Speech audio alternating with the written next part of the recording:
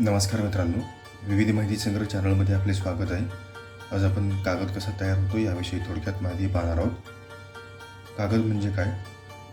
गवत, लाकूड, चिंध्या तसेच रद्दी कागद अशा पदार्थांचे सेल्युलोज धागे एकमेकांत गुंतल्याने त्यांची जाळी तयार होऊन बनलेला पदार्थ म्हणजे कागद होय. कागद कसा तयार होतो? कागद बनवण्यासाठी पाईनसारख्या सूचीपर्णी वृक्षांचा उपयोग होतो.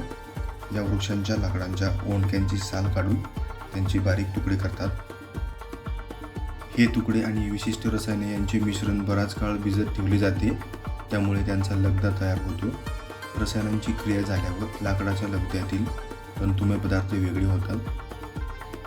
यामध्ये काही रंगद्रव्ये मिसळली जातात व रोलर्समधून लाटलेला लगदा पुढे येऊन कोरडा झाल्यावर कागदाच्या रूपात गुंडाळला जातो. भारतात वर्तमानपत्रांसाठी कागद तयार करणारा पहिला कारखाना 1955 मध्ये नेपानगर, मध्य प्रदेश येथे स्थापन झाला. महाराष्ट्रात चंद्रपूरजवळ बल्लारपूर येथे कागद कारखाना आहे. धन्यवाद मित्रांनो, संपूर्ण व्हिडिओ पाहिला त्याबद्दल. व्हिडिओ आवडला असेल तर लाईक, शेअर आणि सबस्क्राईब करा.